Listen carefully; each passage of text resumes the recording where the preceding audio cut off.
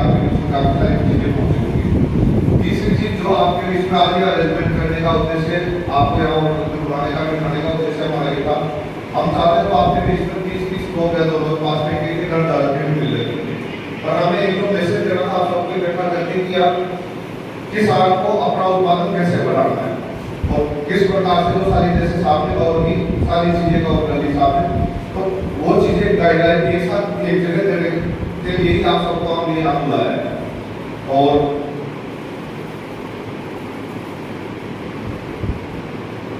जो उपज बढ़ाने की काफी सारी चीजें सामने बता दी आपको, मैं कुछ चीजें आपको बताऊंगा जो एल्बिनिस प्लस के बारे में है।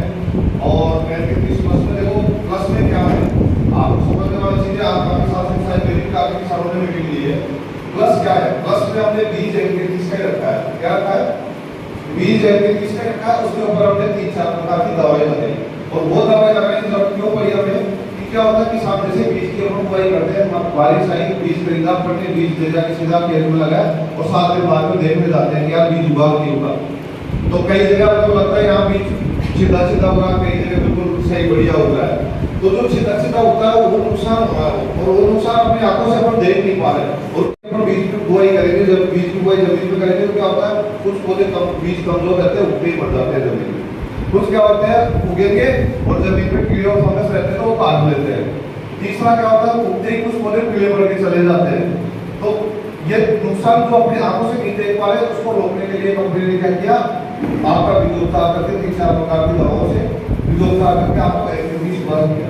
और प्लस में क्या फायदे रहे आपने, शुरुआती अवस्था में सबसे पहले आप देखना किसी भी मकान को एल्बिनिस प्लस में सबसे अच्छा अंकुरण मिलेगा, सबसे ज्यादा उगाव एल्बिनिस प्लस में मिलेगा, एक चीज। दूसरी चीज, शुरुआती अवस्था में जो कीड़े और फंगस काट रहे थे वो अपने पौधों को कीड़े और फंगस काटेंगे नहीं, जिससे अपना क्या होगा, वो जो मर रहे थे पौधे वो नहीं मरेंगे वहां पे। तीसरा, शुरुआती अवस्था में जो कीड़े पड़ के पौधे जा रहे थे वो कीड़े पड़ के पौधे वहां पे जाएंगे नहीं। और चौथा, शुरुआती अवस्था में आप देखना सबसे ज्यादा पैदावार आपको एल्बिनिस प्लस मक्का की मिलेगी शुरुआती 20 से 25 दिन की अवस्था में। तो ये 4 फायदे होंगे। इससे क्या फायदे थे किसान के, अपन मानते हैं कि सब मोटा मोटी 2000 पौधे भी मेरे चले गए, 2000 पौधों में 2000 मुठ्ठे आए हमने, और एक मुठ्ठे में लगभग 150 ग्राम दाना के ऊपर पकड़ते हैं तो लगभग 3 क्विंटल से 3.5 क्विंटल का अपना नुकसान वहां हो रहा था। इसी को बचाने के लिए कंपनी ने आपको क्या एल्बिनिस प्लस किया, जिससे आपका 2 से 3 क्विंटल प्रति बीघा का उत्पादन वापस से बढ़े।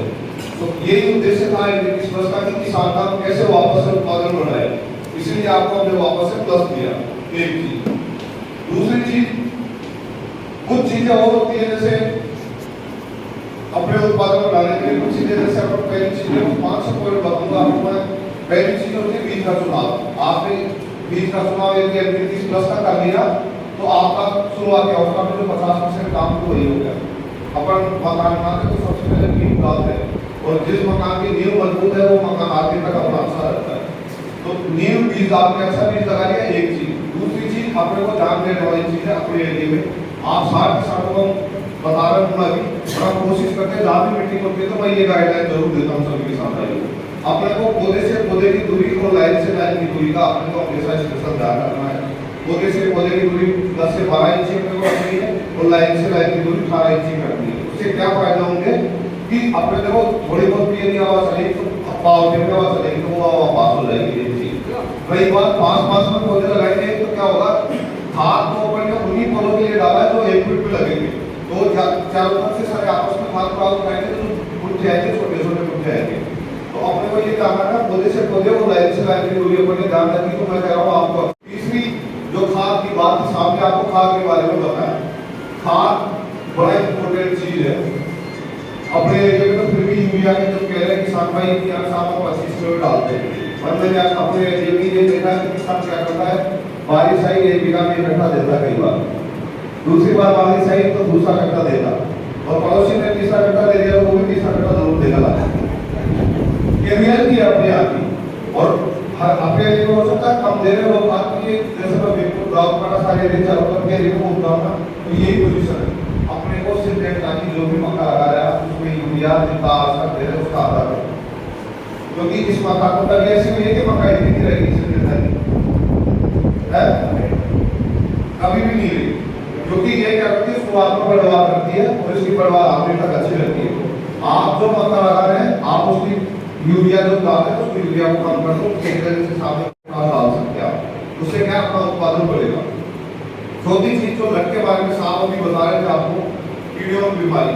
कीड़ियों की बीमारी का सर कुछ जगह किसी किसान भाई के खेत में जैसे कहीं की कहीं मक्का सूख जाती है उखाड़ने के बाद में, होता है कैसे कहीं अपने एरिया में है ऐसी तकलीफ है? नहीं है, बहुत बढ़िया है। तो भी किसी किसान भाई ऐसी तकलीफ है तो गर्मी के दिनों में, अभी के दिनों में उसको बढ़िया खेत की जुताई करो, वो खेत की तकलीफ रहती है मिलना।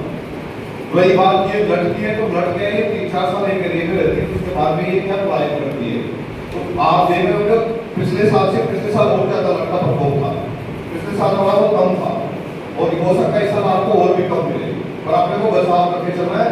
शुरुआत में लट देखे ना तो थोड़ा सस्ती दवा का स्प्रे मार देना। आप यूरिया के कौन से कॉन्ट्रैक्ट लगे लट यूरिया से नहीं मिलेगी ना, तो सस्ती दवा दो ना, 100 रुपये में 1 एकड़ का खर्च आता है, अपने 2 बीघा का, आप उसको लाके स्प्रे कर दोगे तो शुरुआत में रुक जाएगी। अब बाद में आप बड़ी वाले बात मारोगे तो वो चाहे आप 2000 रुपये की एकड़ की दवा लाके मार दो तो कंट्रोल नहीं हो पाएंगे अपने।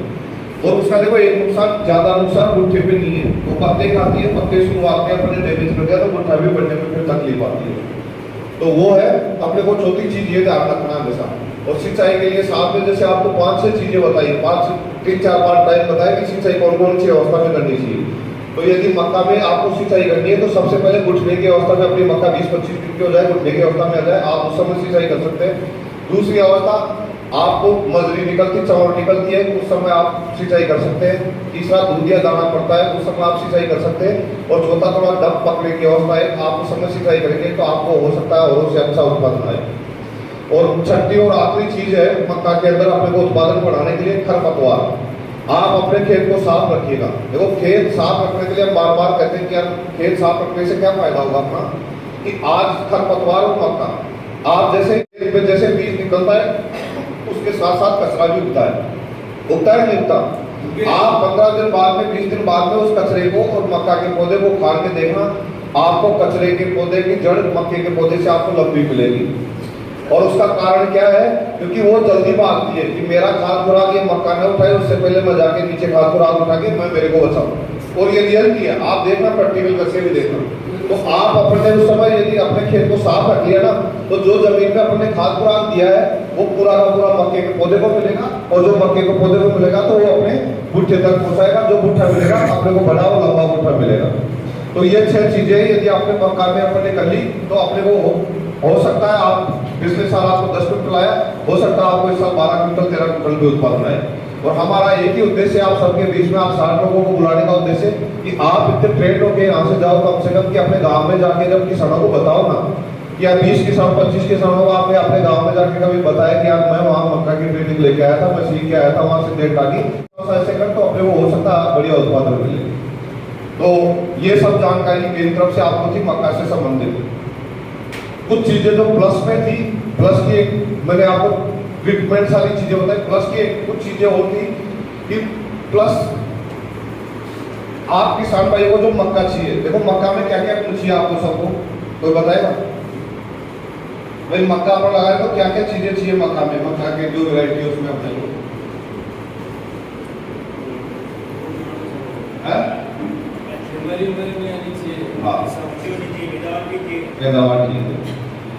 देखो आपको शायद शुरू में ऐसे एक वीडियो भी देखा था आप सबके साथ भाई, मैं आपको आगे भी दिखाऊंगा, मीटिंग पूरी करके एक वीडियो दिखाऊंगा आपको।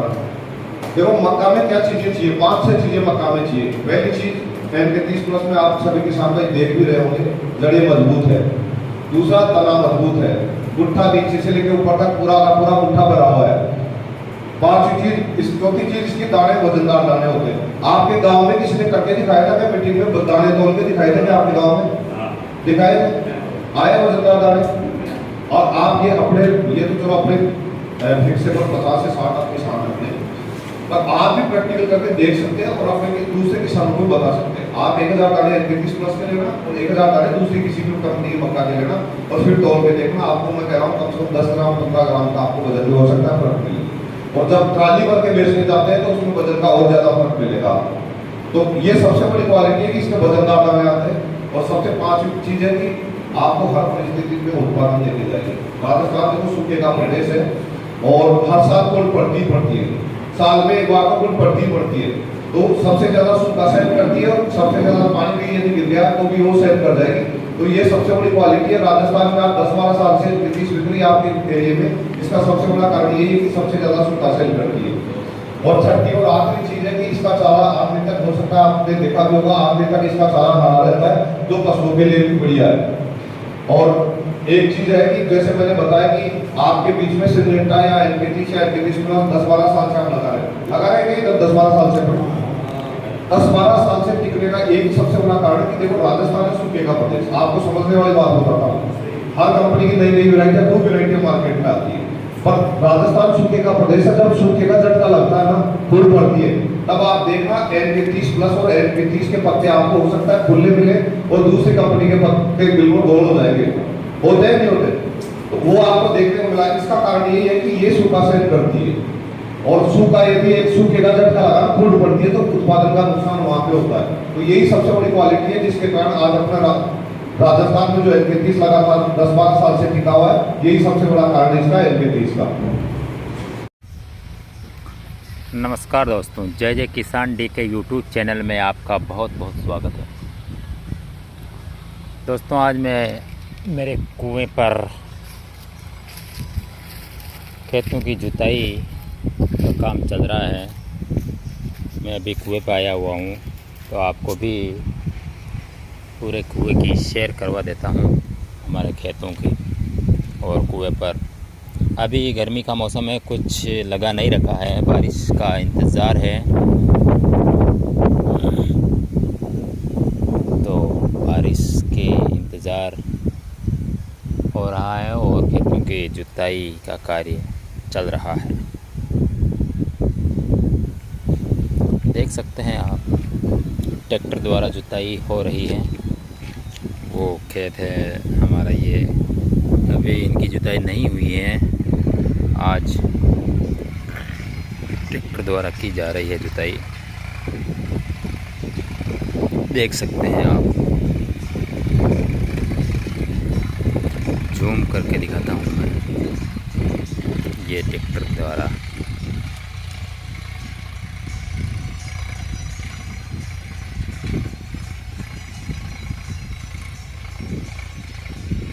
का कार्य किया जा रहा है।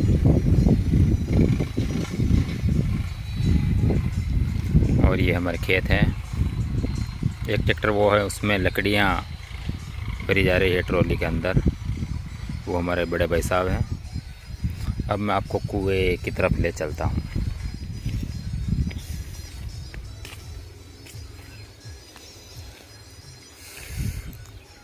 कुएं पर मोटर लग चुकी है। पहले इंजन से सिंचाई की जाती थी, अब यह लाइट आ गई है तो अब मोटर चलाई जाती है।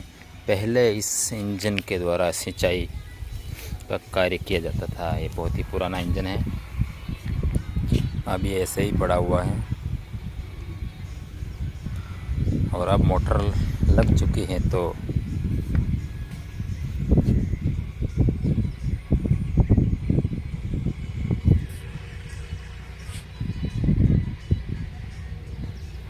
देख सकते हैं आप, कुआं अभी काफ़ी गहरा है।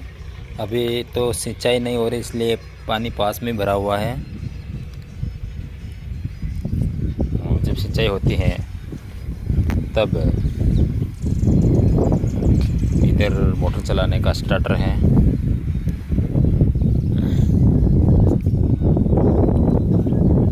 और ये खेत आप देख सकते हैं।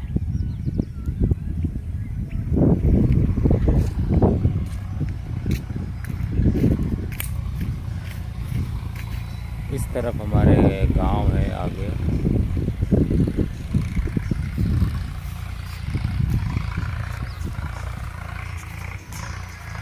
आइए मैं तुमको इंजन के बारे में कुछ जानकारी देता हूँ। आपके उधर भी होंगे, नहीं होंगे, इसकी जानकारी मुझे प्रोवाइड करवाइएगा।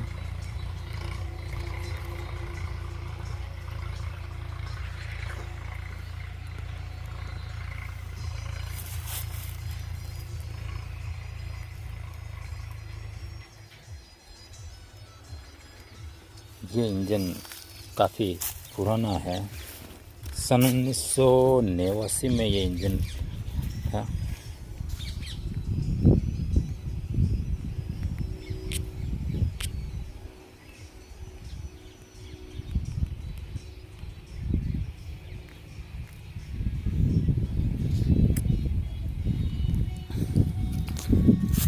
इसे पट्टा बोला जाता है। ये इस पट्टे के द्वारा घुमाया जाता है। जाम हो गया है, घूम भी नहीं रहा है। और इधर नीचे पंखा के द्वारा ऊपर पानी आता है।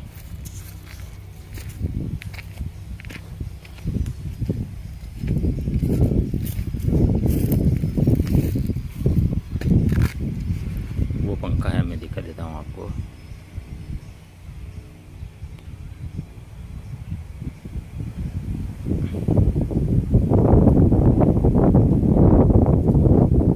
दिखाई तो दे रहा होगा आपको, ये इस पर पानी आता है, पानी नीचे भरा हुआ है।